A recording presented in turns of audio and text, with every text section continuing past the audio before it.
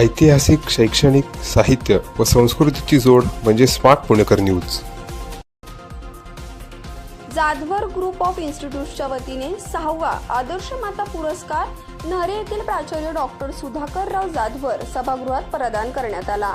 यावेळी मुंबईच्या पोलीस उपायुक्त अश्विनी सानप, महाराष्ट्र राज्याचे मृदा व जलसंधारण मुख्य सचिव सुनील चव्हाण, सिद्धिविनायक ग्रुपचे संस्थापक अध्यक्ष राजेश सांकला, कर्नल महादेव घुगे, राहुल जगताप, पूजा पारगे, प्राचार्य डॉक्टर सुधाकर जाधवर, उपाध्यक्ष ॲडव्होकेट शार्दूल जाधवर, खजिनदार सुरेखा जाधवर आदी व्यासपीठावर उपस्थित होते. महाराष्ट्र राज्याचे मृदा व जलसंधारण मुख्य सचिव सुनील चव्हाण यांच्या मातोश्री सुशिला चव्हाण, पुण्याचे माजी महापौर प्रशांत जगताप यांच्या मातोश्री रत्नप्रभा जगताप आणि सिद्धिविनायक ग्रुपचे संस्थापक अध्यक्ष राजेश सांकला यांच्या मातोश्री प्रमिला सांकला यांना पुरस्कार प्रदान करण्यात आला. साडी, श्रीफळ, पुणेरी पगडी, सन्मान चिन्ह, सन्मानपत्र असे पुरस्काराचे स्वरूप आहे. पुरस्काराचे यंदा 6वे वर्ष असून संस्थेच्या खजिनदार सुरेखा जाधवर यांच्या वाढदिवसानिमित्त हा विशेष सोहळा आयोजित करण्यात आला.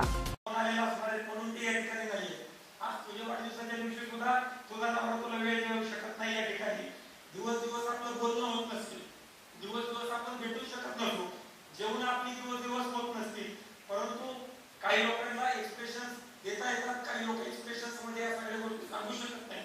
परंतु आई नसल्यावरती काय भावना असते ते त्या 4 तासांमध्ये ऑपरेशनच्या पिरियड मध्ये मी आणि बाबांनी तिथं जवळून त्या ठिकाणी पाहिली.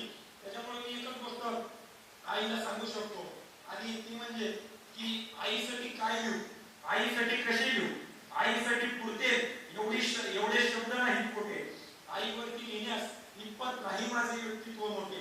जीवन हे शेत तर आई म्हणजे विहीर, जीवन ही नौका तर आई म्हणजे ती, जीवन ही शाळा तर आई म्हणजे पाठी, जीवन हे काम तर आई म्हणजे सुट्टी, आई म्हणजे मंदिराचा उंच उंच कळस, आई म्हणजे अंगणातली पवित्र तुळस, आई म्हणजे भजनात गुणगुणावी अशी संत वाणी, आई म्हणजे वाळवंटात यावं असं थंडगार पाणी, आई म्हणजे आरतीत वाजणारी अशी लयबद्ध टाळी, आई म्हणजे वेदनेनंतरची पहिली आवडी, स्वामी तिन्ही जगाचा, आई विना भिकारी.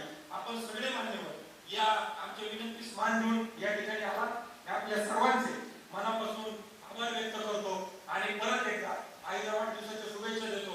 आणि इतका आनंद झालाय की माझ्या जीवनात एक खूप आनंदाचा क्षण आला आहे असं मला वाटलं. सुरेखाताईंच्या बर्थडे निमित्त आम्हाला इथे आदर्श माता पुरस्कार देऊन गौरवलं म्हणून जाधवराव इन्स्टिट्यूट यांच्या सगळ्यांचे मी आभार मानते. आणि त्यांचा मुलगा किती छान बोलत होता, सारखं डोळ्यातून पाणी येत होतं. आईबद्दल त्याच्याही भावना खूप आवडल्या आणि माझी सुद्धा मुलं अशीच आहेत. आणि जे काही मी काम करते ते मी माझ्या अभागी मी कोणाला ईश्वर म्हणत नाही. अभागी मानव माझा ईश्वर आहे. जो अभागी आहे, जो रडलाय त्याला तुझ्या आईला कधीच काहीच काही होणार नाही जोपर्यंत परमेश्वर आहे, जोपर्यंत एवढी समाजाची तू सेवा करतो. तू आम्हाला रडवलं नाही, आमच्या हृदयाला सांगतो आईवरती प्रेम करणारे. नाहीतर आजकाल बघतो आपण थोडीशी मुलं हुशार झाली, थोडे 2-3 मिनिटं बोलणार नाही आईवरती बोलायचं, बोलू ना.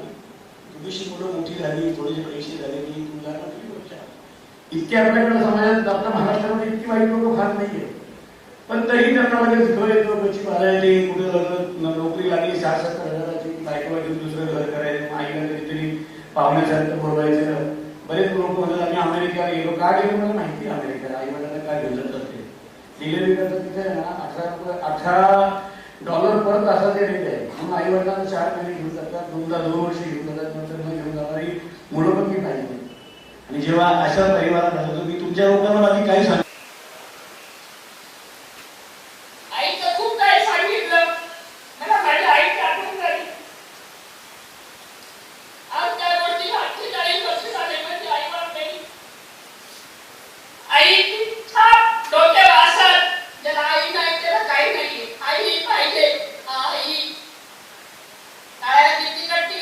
नाही बाप असे हे ज्यांच्या डोक्यावर आई वडिलांची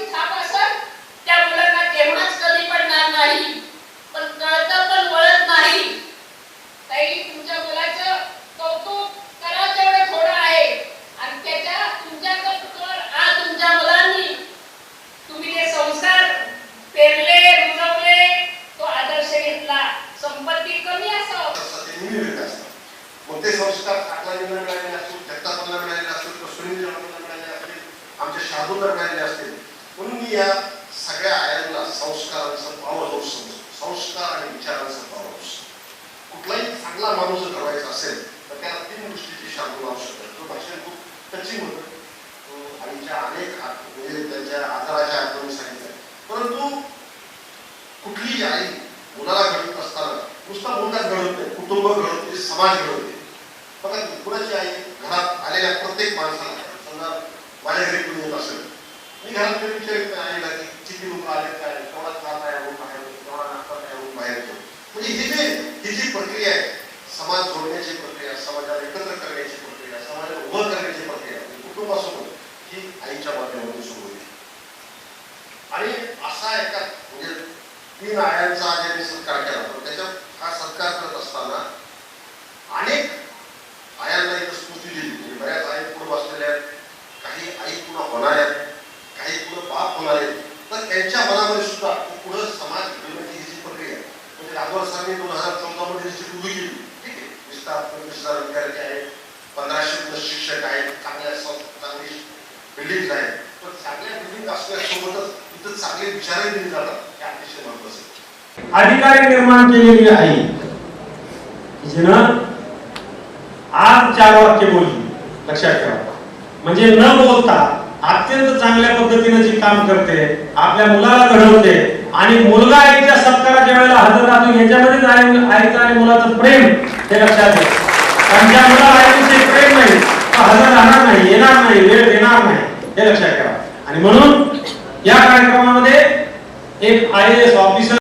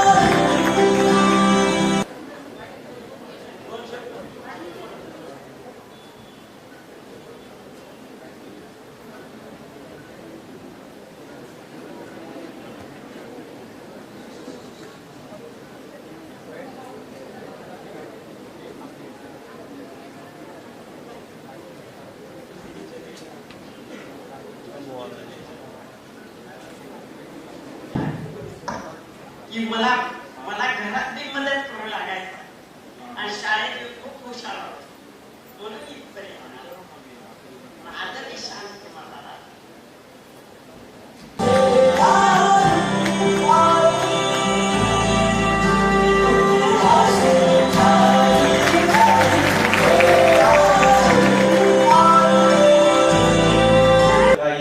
वात्सल्य हे पशुचे मी रोज रोज पाही पाहून जीव माझा कळवळून येईल. पशु पक्षाचं प्रेम होते आणि आईबापाला आपल्या मुलाचे आठवण होते, त्या परंपरेचे आपण पायी पाहू. आणि म्हणूनच ज्या माते डायरेक्टर आहे ऍक्च्युअली त्यांचा सत्कार केला पाहिजे या विचारातून या कार्यक्रमाचं आयोजन केलेलं आहे. तर त्यांचे आईबाप धन्य आहे असं ते म्हणतात. आपल्या हिताशी जो असे जागता धन्य माता पिता दयाची पुढी कन्या पोलीस दलामध्ये मी काम करते, वेगवेगळ्या प्रकारच्या गोष्टी मी पाहत असते. प्रत्येक माता आपल्या मुलाला किंवा मुलीला आदर्शच घडवण्याचा प्रयत्न करत असते. कुठल्याच मातेला असं वाटत नाही की आपला मुलगा वेगळ्या प्रकारच्या किंवा समाजाला अहितकारी होईल अशा प्रकारच्या वाटेवर चालावा. तरी देखील काही प्रवृत्ती त्या प्रकारच्या वाटेवर चालतात तेव्हा त्या मातेला अतिशय दुःख होत असेल. जर आपण सकाळी वर्तमानपत्र उघडलं, वर्तमानपत्रामध्ये याच सगळ्या बातम्या असतात. इथे तुम्ही सगळे तरुण मुलं मुली आहात. मुलींवर तर आपण चांगले संस्कार करतोच, पण माझी सर्व मातांना विनंती आहे की त्यांनी मुलांवर देखील संस्कार करावेत. त्या करतच असतात, परंतु मोठं झाल्यानंतर एक वेगळी विचारसरणी मुलं अंगीकारतात आणि आपल्याला जे संस्कार केलेले आहेत ते कुठेतरी विसरले जातात. आईला वाटतं की माझे संस्कार कुठेतरी कमी पडलेले आहेत, परंतु तशी गोष्ट निश्चितच नसते. मुलं वेगळ्या वाटेवर चालायला लागलेली असतात आणि आई वडिलांचं ऐकत नाही. मुलांना माझी कळकळीची विनंती आहे की जेव्हा आपण असं कुठलं कार्य किंवा असं कुठलं काम करत असतो जे समाजाच्या हितकारी नाही किंवा मुलींची छेडछाड म्हणा, छोट्यातलं छोटं उदाहरण सांगते, तेव्हा हा विचार त्यांनी करावा की आपली बहीण भविष्यात चालून आपली मुलगी या ठिकाणी असेल तर एक बाप म्हणून, एक भाऊ म्हणून, मग तो मोठा असू देत भाऊ छोटा असू देत, आपल्या काय भावना असतात. जर आपल्या बहिणीला आपल्या मुलीला जर कोणी छेडछाड केली तर आपण त्याला मारून टाकण्याची भाषा करतो आणि तीच गोष्ट आपण इतरांच्या मुलींच्या बाबतीमध्ये करतो. ही गोष्ट निश्चितच अतिशय वाईट आहे. समाज आपण कुणीकडे घेऊन चाललेलो आहे याकडे खरोखरच चिंतन करून बघण्याची गरज आहे. तुम्ही सर्वजण सुशिक्षित आहात, तुम्ही सर्वजण अतिशय चांगल्या संस्थेमध्ये शिक्षण घेत आहात आणि हा चांगला समाज घडवण्याचा वसा तुम्ही असाच पुढे चालू ठेवणार आहात याबद्दल माझ्या मनात मात्र शंका नाही. आणि भारतामध्ये, महाराष्ट्रामध्ये वृद्धाश्रम खूप मोठ्या प्रमाणावर वाढत आहे. पूर्वी एकत्रित कुटुंब पद्धती होती, त्यामुळे वृद्ध लोकांना वृद्धाश्रमात जाण्याची गरज नव्हती, परंतु आता विभक्त कुटुंब पद्धती झालेली आहे. नवरा बायको त्यांची मुलं या सगळ्या विभक्त कुटुंब पद्धतीने आई वडिलांना कुठेच स्थान मिळत नाही. माझी तुम्हा सर्व मुलांना विनंती आहे की तुम्हाला घडवण्यामध्ये, तुम्हाला वाढवण्यामध्ये, तुमचं पालनपोषण करण्यामध्ये तुम्हाला स्वतःचे जे काही इच्छा आकांक्षा आहेत त्या बाजूला ठेवून तुम्हाला चांगल्यात चांगलं शिक्षण मिळावं यासाठी आई वडील जे कष्ट करतात त्या कष्टांची शेवटपर्यंत कृपा करून तुम्ही जाणीव ठेवा. आई वडिलांची प्रेमाच्या बदल्यात फक्त प्रेम मिळावं ही अपेक्षा असते. तुमची संपत्ती त्यांना नको असते, तुमचं बाकीचं मोठेपण त्यांना नको असतो. त्यांची फक्त अपेक्षा असते की आपण जे भरभरून प्रेम त्यांना आयुष्यभर दिलेलं आहे त्या प्रेमाची परतफेड जेव्हा ते वृद्ध होतात, जेव्हा त्यांना मदतीची गरज असते, जेव्हा त्यांना प्रेमाची गरज असते, जेव्हा त्यांना आधाराची गरज असते, तेवढंच त्यांना द्यावं एवढी अपेक्षा असते. तुम्हाला सर्वांना माझी विनंती आहे की तुमच्या आई वडिलांना कधीही विसरू नका, त्यांचे कष्ट सदैव स्मरणामध्ये ठेवा.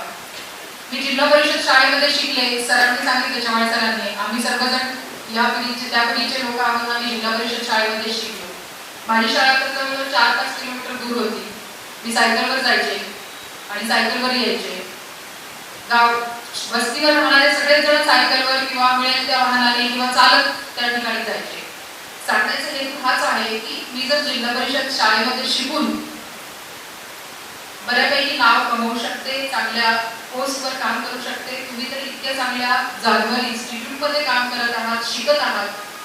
तुम्ही उच्च भरारी घेण्याचं, उंच ठिकाणी जाण्याचं स्वप्न जर ठेवलं तर नक्कीच ते स्वप्न तुम्हाला साकार होईल.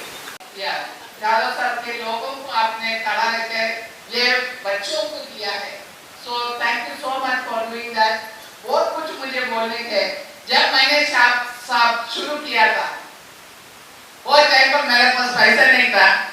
बॉर्न इन ए ब्राह्मण फैमिली, भीख मांगने के लिए नहीं आ रहा था. ओके, तो मैंने क्या करा था, रात को बैग लेके जा रहा था रोड पर, नगर रोड में. जो फेंक दिया वो बाजी में उठा के लेके आ रहा था. जो चिड़िया के लिए लोग दुकान में रखता है वो 1 रुपया को मिलता था, वो राशन में लेके आते. वो बच्चे को Vinay is my first boy. Vinay can you come in front. One of the first boy, उसने अपनी MSW किया, जर्मनी में गया.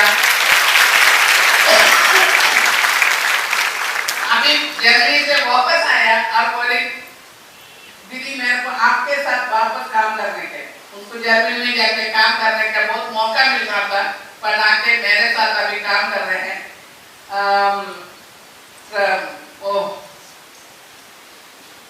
come here in front. He finished his MBA.